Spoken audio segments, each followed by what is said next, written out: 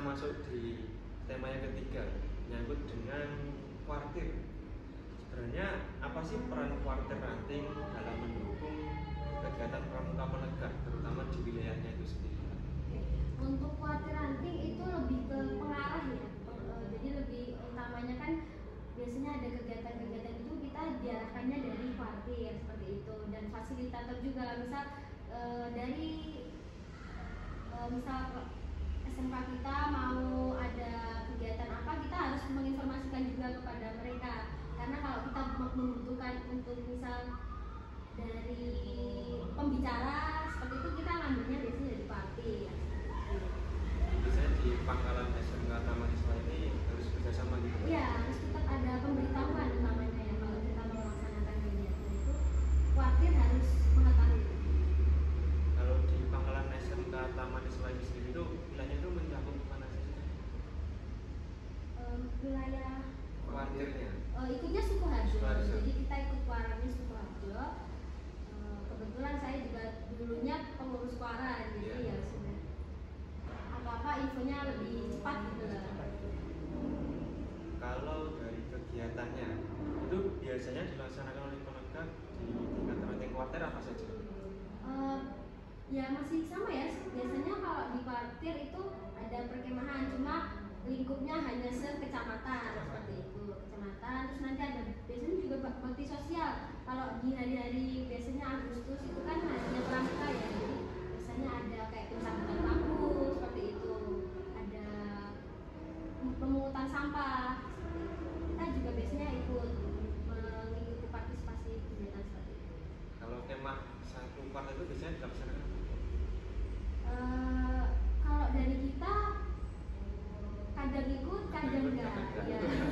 Kadang biasanya soalnya kalau di kuartir ranting itu dibagi Kak. Jadi ada 2 periode, 1 tahunnya di penegak, 1 tahun besoknya yang golongan bawahnya penggalan. Jadi nggak setiap tahun ada 2 tahun sekali.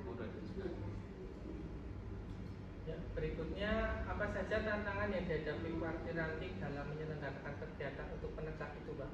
Nah, untuk di kuartir karena lingkupnya itu cuma sekecamatan ya, jadi tantangannya itu di apa namanya, kurang partisipasinya ya dari sekolah-sekolah itu loh. Kadang ada yang cuma kuartir ranting males ikut, maunya biasanya yang agak lebih tinggi di kuartir cabang atau di kabupaten gitu aja sih. Sama biasanya terkendala di dana juga.